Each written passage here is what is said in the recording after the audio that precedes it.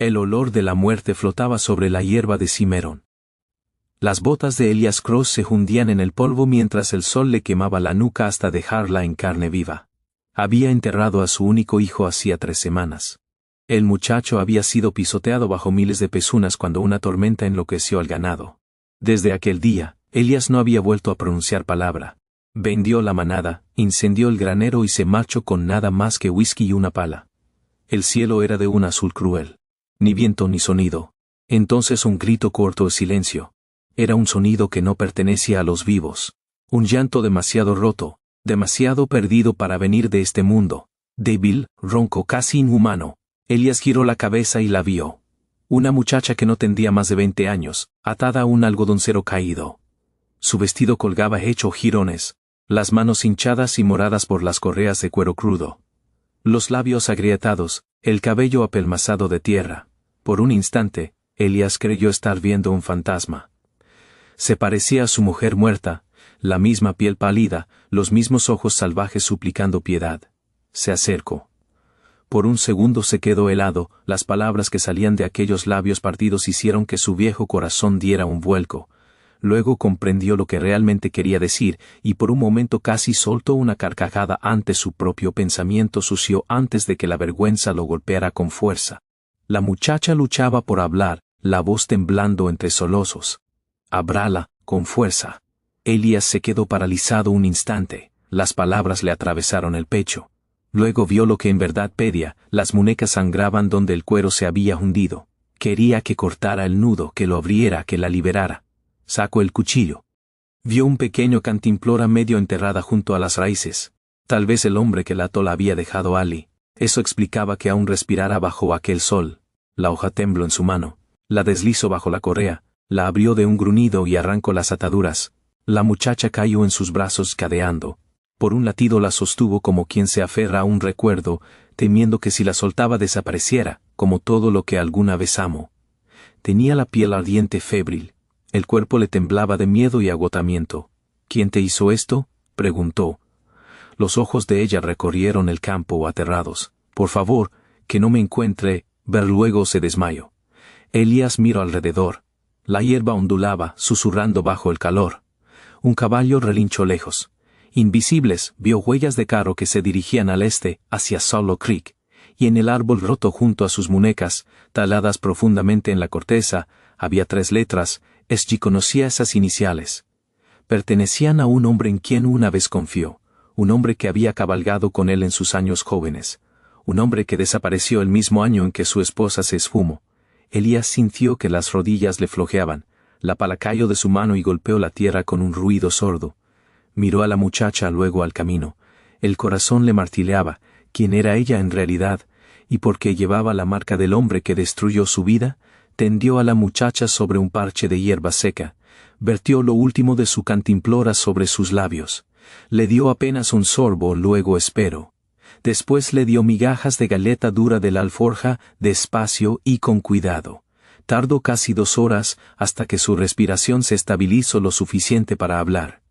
Cuando abrió los ojos, miraba asustada, pero viva. «Ahora estás a salvo», dijo él suavemente.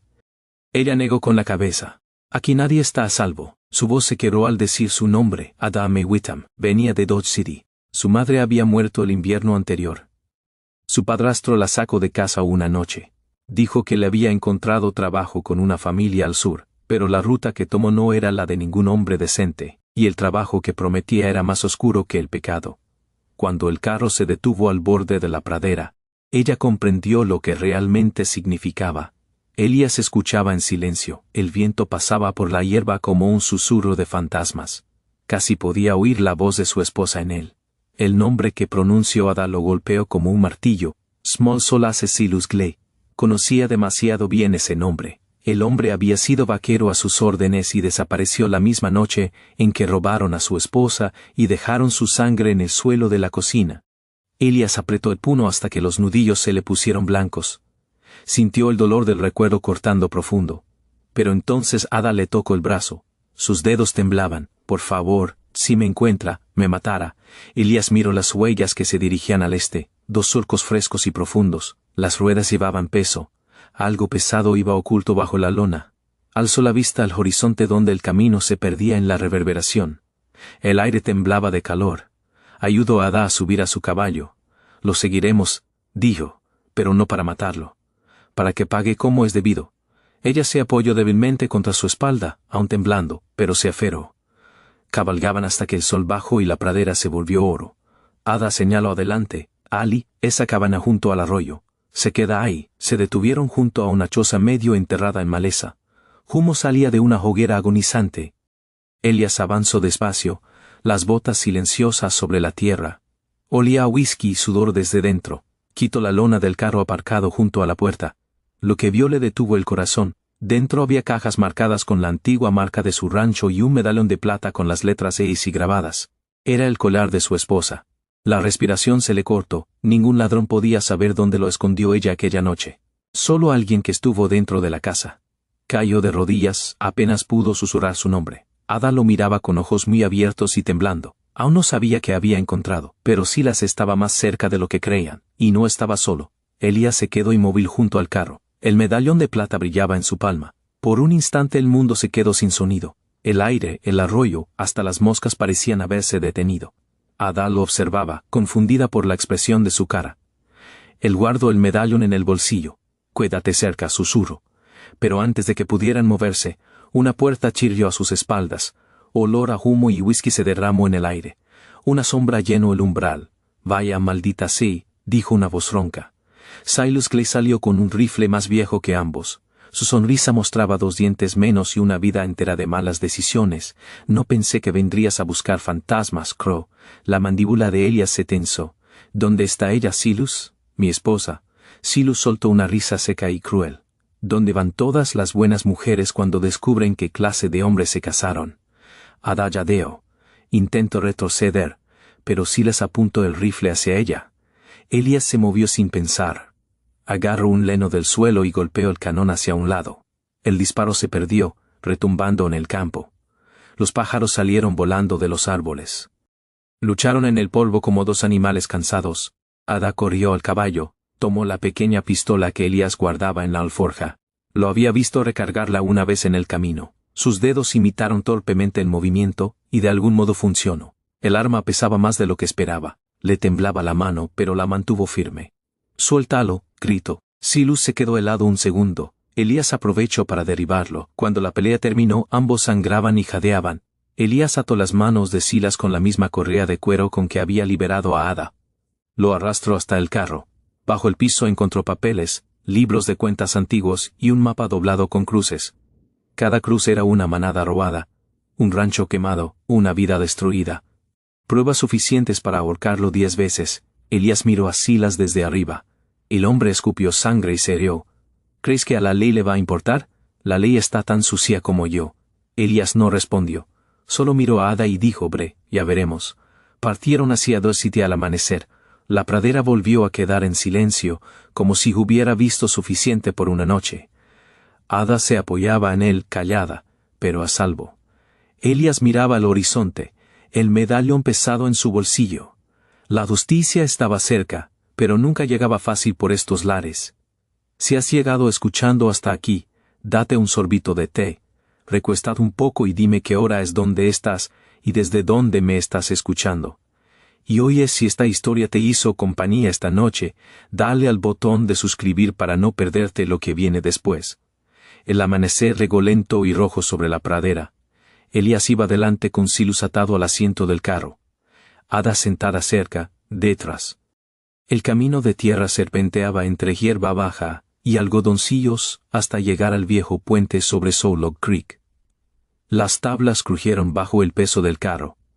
El rumor del arroyo era suave, pero la tensión cortaba como cuchillo.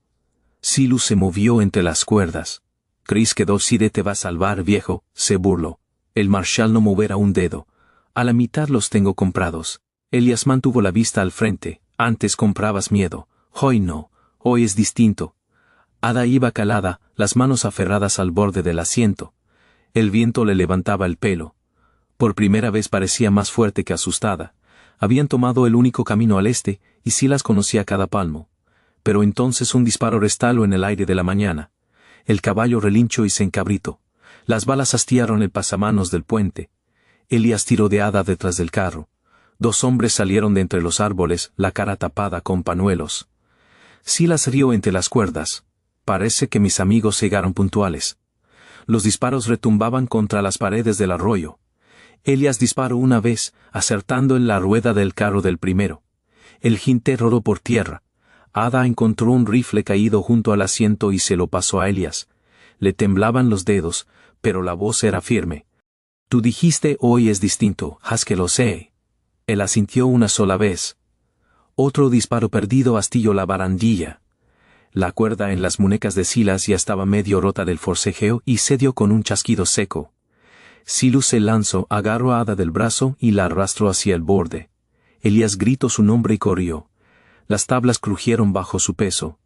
El arroyo rugía abajo, crecido por la lluvia de la noche. Ada pataleó. Silas levantó el arma, pero Elías lo placó antes de que disparara. Los 2 hombres rodaron contra la barandilla. Elías golpeó 2 veces. Cada puñetazo alimentado por 15 años de pérdida. Cada golpe le dolía tanto en los huesos como al otro. Pero la rabia lo mantenía en pie. El revólver resbaló por el puente y cayó al agua. Ada alcanzó la cadena suelta que ataba el carro al poste del puente. Tiró con fuerza y el carro retrocedió chocando contra la barandilla. El golpe soltó la madera. El tablero estaba resbaladizo por la lluvia. Silas patinó sus botas buscando un apoyo que no existía. Aranó una vez la madera, luego la corriente se lo llevó antes de que Elías pudiera alcanzarlo. El puente quedó en silencio, solo el crujido de la madera mojada. Elías se quedó allí, el pecho agitado, mirando el arroyo. La corriente se llevó algo más que un hombre. Se llevó 15 años de dolor. Pero los ríos nunca guardan secretos mucho tiempo, y Elías sabía que algunos fantasmas tienen la costumbre de volver a la ciudad.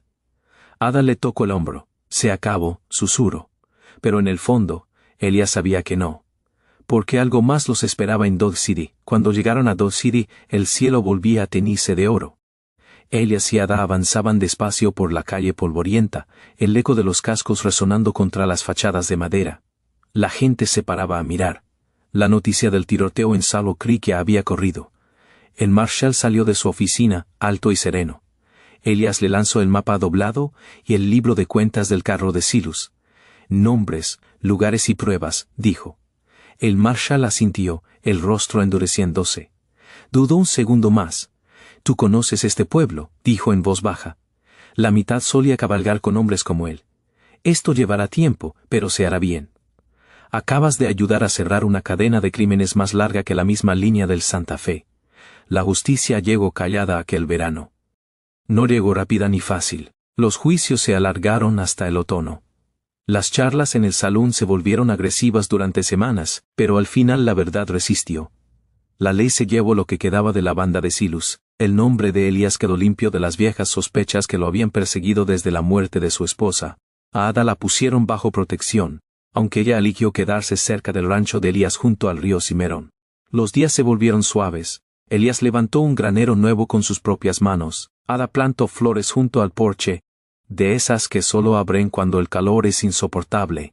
A veces tarareaba para sí, y el sonido llenaba el aire como un perdón. Una tarde, cuando el sol se hundía detrás de la pradera, Ada preguntó ¿crees que el pasado alguna vez suelta? El fuego crepitó.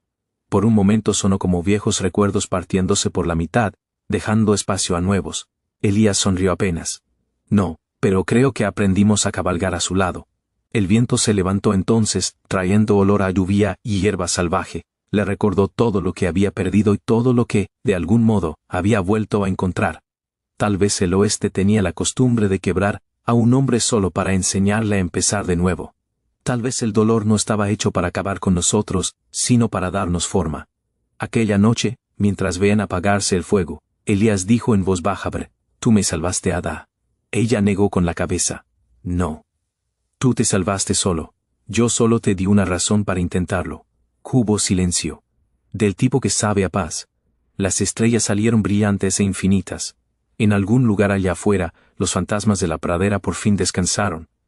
Y quizá a eso se reduce toda historia de estas tierras, una lucha por lo que es justo, Una búsqueda de lo perdido y la esperanza de que un día el amor vuelva a encontrar el camino de regreso a casa. Quizá el viejo oeste nunca trató de héroes o villanos. Quizá solo trato de gente intentando encontrar una sola cosa buena por la que valiera la pena luchar. Entonces, ¿qué piensas, amigo? ¿Crees que la gente puede realmente empezar de nuevo después de perderlo todo? ¿Has encontrado alguna vez luz en medio de tus días más oscuros? Si esta historia te tocó aunque sea un poquito, dale un like, compártela con alguien que necesite un poco de esperanza, y suscríbete para no perderte el próximo viaje por el salvaje oeste. Y ahora, échate otro té. Los meses siguientes fueron de una calma que olía a pólvora guardada. El nuevo granero ya se alzaba junto a Cimarron. La madera aún sangraba resina y crujía por las noches como si recordara que antes fue árbol. Ada había plantado girasoles salvajes junto al porche, florecían tercos, desafiando el sol que todo lo quema. Elías apenas hablaba, pero ya no era el silencio de un muerto en vida. Era el silencio de quien escucha algo que aún no termina de llegar. Una mañana de octubre, cuando el aire ya cortaba como navaja, llegó un jinete. Venía del norte, envuelto en polvo y con un poncho que había sido rojo alguna vez. El caballo cojeaba. El hombre se detuvo frente al porche, se quitó el sombrero y dejó ver una cara llena de cicatrices que parecían mapas de batallas perdidas. ¿Elias Crow? Elías asintió desde la sombra del porche, la mano cerca del col que ya nunca se quitaba. «Traigo carta», dijo el jinete, y sacó un sobre arrugado, manchado de sangre seca. «Del presidio de Cannon City. El preso 472 pidió que se la entregaran en mano. Solo a usted». Elías tomó el sobre. En el dorso, escrito con letra temblorosa, S.G. Silas Gley no había muerto. La corriente de Sawlog Creek lo había arrastrado 8 millas downstream, medio ahogado, con 3 costillas rotas y el auguro hecho trizas. Unos tramperos lo encontraron enganchado entre troncos y lo vendieron al marshal de pueblo por $30 y una botella de whisky. Lo juzgaron rápido, lo condenaron a cadena perpetua. Pero en el oeste la perpetua a veces dura lo que tarda un hombre en cerrar barrotes con una lima escondida en una Biblia. Elías abrió el sobre con el cuchillo. Dentro había una sola hoja y un mechón de cabello negro atado con un hilo rojo. La carta decía: Crow, si estás leyendo esto es porque sigo respirando y porque alguien me debe un favor muy grande. El río me escupió vivo por una razón. Tú me quitaste todo. Ahora yo te quito lo único que te queda. El mechón es de ella, la verdadera. Pregúntale a tu pequeña flor del porche quién es en realidad Adama Witham. Nos vemos pronto, donde el agua no devuelve a los muertos. Elías sintió que el mundo se le venía encima como un derrumbe. El mechón era de su esposa. Lo reconoció al instante, el mismo negro azabache, el mismo brillo que solo tenía cuando ella se lo cepillaba al lado de la ventana. Ada estaba en el corral, dándole de comer a los caballos. Canturreaba una canción que él nunca le había oído. Cuando Elías se acercó, ella levantó la vista y la sonrisa se le congeló en los labios. Él le tendió el mechón sin decir palabra. Ada palideció tanto que pareció que la sangre se le había ido a los pies. «No es lo que piensas», susurró. «Entonces dime qué es», dijo Elías con una voz que no parecía suya. Ella respiró hondo, como quien se tira al agua helada. «Tu esposa, Aida, no murió aquella noche». Elías dio un paso atrás como si lo hubieran golpeado. «Había sangre en el suelo», dijo. «La encontré yo». «Sangre sí», respondió Ada. Pero no toda era de ella. Silas la hirió, sí. La llevo medio muerta en el carro. Me crié con ella, Elías, en un agujero cerca de No Man's Land. Ella me enseñó a leer, me enseñó a sobrevivir. Me dijo que un día un hombre bueno vendría, y que yo debía encontrarlo y traerlo. Elías sintió que la tierra se abría bajo sus botas. ¿Dónde está ahora? Ada bajó la mirada. Silas la tiene otra vez. Se la llevo hace 3 semanas. Dejó que yo escapara para que te trajera hasta él. Todo fue un cebo, Elías. Hasta mi llanto en aquel árbol. El silencio que siguió fue tan grande que se oyó el latido de los 2 corazones. Elías no gritó, no pegó. Solo se quedó mirando el horizonte como si pudiera ver a través de las millas y los años. ¿Por qué no me lo dijiste antes? Porque tenía miedo de que no vinieras si sabías la verdad. ¿Y por qué? Porque yo también empecé a querer este lugar, a quererte a ti. Esa noche Elías no durmió. Se quedó sentado en el porche con el Winchester sobre las rodillas y el mechón de cabello en la mano. Al amanecer enció el caballo más fuerte, cargó munición, provisiones para un mes y un segundo revólver. Ada lo esperaba junto a la puerta. Voy contigo. No.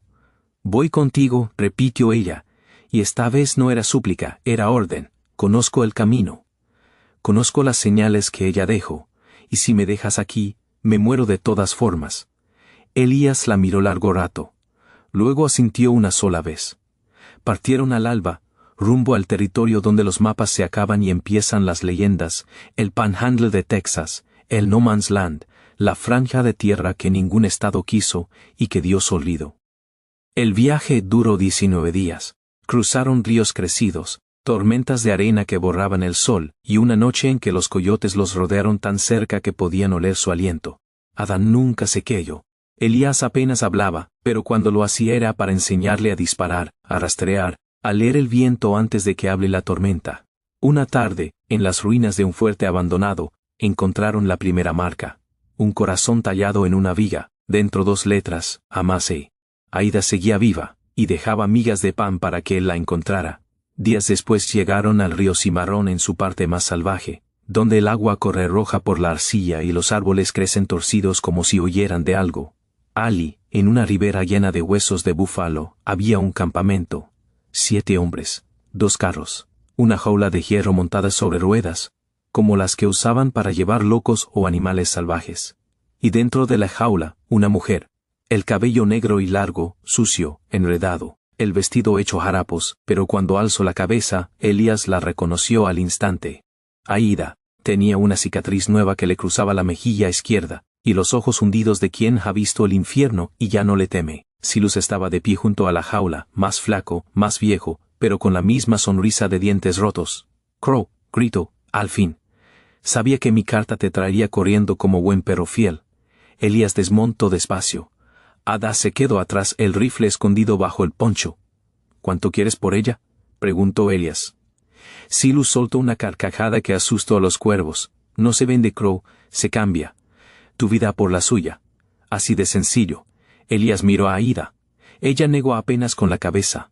No lo hagas, decían sus ojos. Pero Elías ya había decidido. Suelta a la mujer. Me entrego. Silus hizo una cena. 2 hombres abrieron la jaula. Aida salió tambaleándose. Cuando pasó junto a Elías, sus dedos rozaron los suyos un segundo.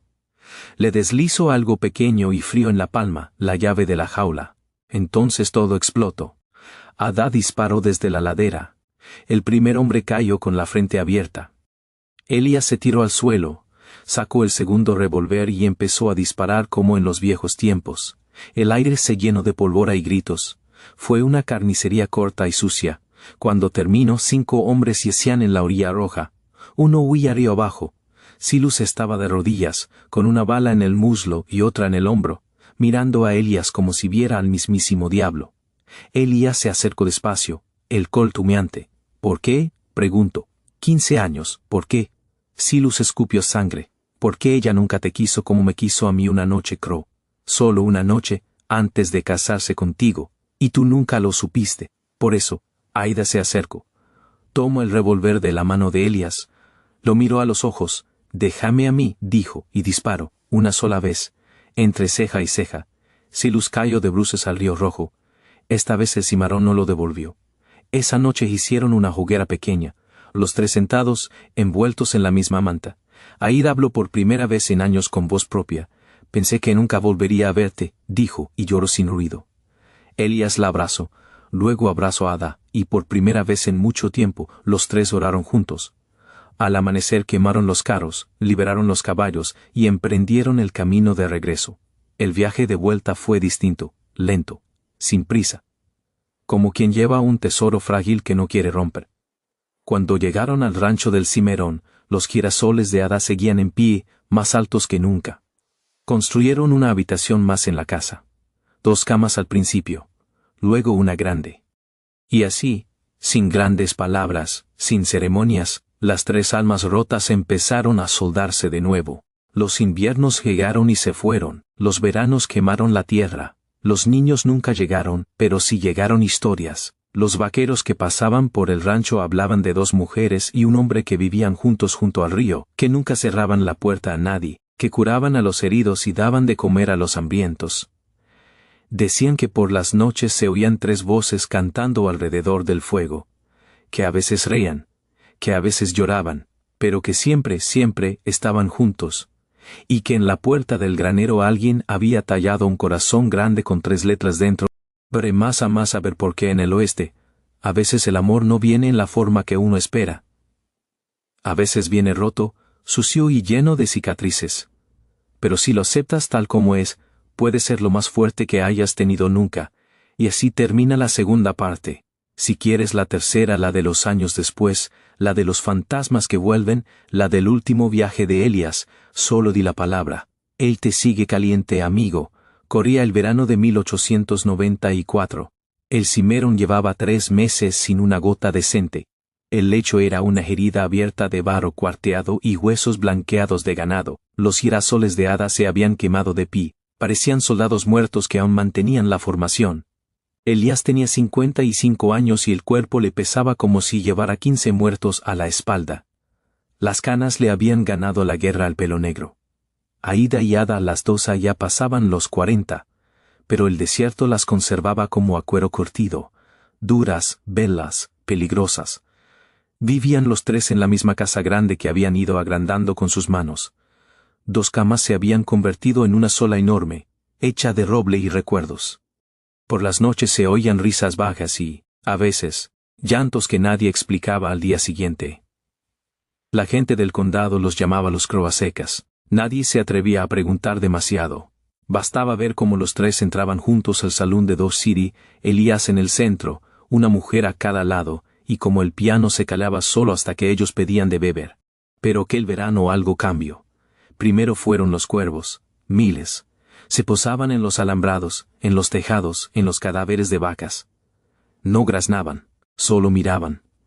Con ojos negros y quietos que parecían saberlo todo. Luego llegaron las cartas, siempre la misma, un sobre negro sin sello, dejado bajo una piedra en el porche. Dentro, una sola frase escrita con carbón: el río devolverá lo que se llevó Breniferma, ni amenazas. Solo eso. Elías las quemaba sin enseñarlas a las mujeres. Pero ellas lo sabían, siempre lo sabían. Segundo el niño que vino del polvo una tarde de agosto, cuando el calor hacía temblar el aire como un espejismo, apareció el niño. Tendría unos 10 años. Descalzo, quemado por el sol, con un costal por ropa y los ojos más viejos que Elías había visto nunca. Se plantó frente al porche y dijo con voz ronca: me mando el hombre que no se ahogó. Elías sintió que el corazón se le subía a la garganta. El niño sacó del costal un objeto envuelto en trapo ensangrentado. Lo dejó en el suelo y retrocedió 3 pasos, como si temiera que explotara. Era una mano derecha cortada, hinchada, negra. En el dedo anular aún brillaba una alianza de oro con las iniciales SG grabadas. Silas Gley había vuelto. Pero esta vez no venía solo. Tercero, las 7 cartas negras. Durante las 7 noches siguientes llegaron 7 sobres negros. Cada uno contenía una parte del cuerpo de alguien que Elías había matado o traicionado en su vida. Un ojo azul, el del marshal que miró para otro lado cuando robaron a Aida. Una lengua, la del juez que firmó la sentencia falsa contra Elías. Un corazón seco, el del vaquero que delató a su hijo el día de la estampida. Un dedo con anillo de boda, el del hombre que vendió a Ada cuando era niña. Y cada sobre repetía la misma frase: el río devolverá lo que se llevó y esta vez no habrá puente que cruce la 7ª noche. El sobre contenía algo distinto, un mechón de pelo negro y otro rubio, entrelazados. El de Aida y el de Ada. Esa noche Elías cargó los rifles, afiló los cuchillos y dijo una sola frase: se acabó esconderse. Cuarto, el viaje al corazón del No Man's Land. Partieron los 3 al amanecer. El niño los guiaba. Decía que lo habían comprado por $2 y una mula coja, pero que el hombre sin dedos lo soltaba porque ya no le servía. Caminaron 42 días por terrenos donde los mapas mentían y el agua sabía a sangre. Cruzaron cementerios con manches abandonados, ruinas de fuertes donde aún colgaban cadenas oxidadas, y un pueblo entero que había desaparecido dejando solo las chimeneas de pie. El niño no hablaba casi, solo señalaba el camino y, a veces, cantaba una canción en una lengua que nadie entendía. Una noche, junto a una hoguera que apenas calentaba, el niño dijo: él ya no es hombre. El río lo masticó y lo escupió distinto. ahora vive debajo. En los túneles que hizo el agua cuando el mundo era joven, Elías no preguntó más. Quinto, la ciudad bajo el río seco relegaron al lugar el día que el sol se puso rojo sangre. El lecho del Cimerón se abría como una herida gigante. En el fondo, donde antes corría el agua, ahora había una grieta enorme. De la grieta salía luz verde, como de gusanos luminosos. Y en la grieta, una ciudad, casas de adobe derruidas, una iglesia sin campanario, un salón con las puertas abiertas. Todo construido dentro del canón, como si alguien hubiera bajado un pueblo entero al fondo del río cuando se secó, y en el centro, sobre un altar de huesos de búfalo, estaba él, Silas Clay, pero ya no era humano, tenía la piel gris y agrietada como el barro seco. Los ojos hundidos, brillantes como carbones. Le faltaban dedos, le faltaba media cara. Del cuello le colgaba una soga de agua negra que goteaba sin parar. A su alrededor, 12 hombres. O lo que habían sido hombres. Todos con marcas de ahogado, piel hinchada, ojos lechosos, dedos podridos, y atadas a postes de algodonero seco, Aída y Ada, desnudas cubiertas de lodo rojo, pero vivas, con los ojos muy abiertos y la boca amordazada con trapos que olían a río muerto. Silas habló con una voz que salía de 100 gargantas a la vez. Bienvenido a casa, Elías Crow. Aquí abajo el tiempo no pasa. Aquí abajo los muertos no perdonan. Sexto, el precio de los muertos. Silas explicó las reglas. Solo había una vida por cada vida que Elías había quitado. 12 hombres muertos por su mano en toda su vida. 12 vidas que ahora reclamaban. Elías debía entrar solo al círculo de huesos y luchar contra cada uno de ellos, sin armas de fuego, solo cuchillo y manos. Si ganaba, se llevaba a las mujeres y el río volvería a correr. Si perdía, los 3 se quedarían para siempre bajo la tierra seca, alimentando la ciudad de los que el agua no quiso. Elías miró a Aída, miró a Ada. Ellas asintieron, sin miedo, solo amor. Acepto. Séptimo, la noche de los 12 combates. Para el primer muerto fue el marshal. Llegó arrastrando cadenas, con el ojo que le faltaba sangrando agua negra. Elías lo abrió en canal con el cuchillo Bowie. El segundo fue el juez, gordo, hinchado, con la lengua fuera. Elías le cortó el cuello y bebió la sangre negra que salía para no desmayarse. Uno tras uno fueron saliendo. El hijo que nunca tuvo, el que murió en la estampida, llegó como un niño de ojos vacíos. Elías lloró mientras le hundía el cuchillo en el corazón. El último fue Silas. Ya no quedaba casi nada humano en él, solo odio puro. Lucharon durante horas que parecieron años. Se mordieron, se desgarraron, se rompieron huesos que ya no sentían dolor. Al final, Elías lo tuvo debajo. El cuchillo en la garganta. Dime por qué, jadeó Elías, porque nunca fue suficiente. Silas sonrió con la mitad de boca que le quedaba. Porque ella me quiso primero, Crow, y porque tú nunca fuiste suficiente hombre para merecerlas. Elías hundió el cuchillo hasta la empuñadura. El cuerpo de Silas se deshizo en agua negra que se filtró entre las grietas. Octavo, el río que volvió a cantar cuando el último muerto cayó, el suelo tembló. Un rugido profundo, antiguo, salió de la tierra, y el agua volvió. Primero un hilo, luego un torrente, luego un diluvio que llenó el canón en minutos. La ciudad se hundió, los muertos se disolvieron gritando, el altar de huesos se quebró. Elías nadó con una mujer bajo cada brazo. Subieron a la superficie cuando el sol ya salía limpio por primera vez en meses. El Cimerón corría otra vez, claro, frío, vivo. Noveno, los últimos años volvieron al rancho. Nunca hablaron de lo que pasó debajo del río. Construyeron un tercer piso a la casa. Plantaron un árbol para cada muerto que Elías llevó en la conciencia. Tuvieron una hija Tardia, nacida cuando Aída ya tenía 47 años. La llamaron River. Y una noche, muchos años después, cuando Elías ya era un viejo que apenas podía montar, las 2 mujeres lo llevaron al porche. El río cantaba fuerte esa noche. Elías cerró los ojos. Creo que ya es hora, dijo. Aída y Ada lo besaron, una en cada mejilla. Lo llevaron al borde del Cimerón, lo desnudaron como a un niño y lo metieron al agua despacio. Elías sonrió. Al fin entiendo, susurró. El río nunca devuelve lo que se llevó, pero lo transforma, y se dejó llevar por la corriente. Nunca encontraron el cuerpo, pero desde entonces, los vaqueros que pasan por el rancho Crow juran que en las noches de luna llena se ven 3 figuras en la orilla, un hombre mayor y 2 mujeres jóvenes, tomados de la mano, mirando el agua como quien mira a un viejo amigo. Y que a veces, muy a veces, se oye una risa de hombre que ya no tiene dolor. Y el río sigue corriendo. y las 3 letras taladas en el granero Emasa Masa nunca se borraron. Porque en el oeste las historias no terminan, solo se hunden un poco más hondo, hasta que el agua las encuentra otra vez,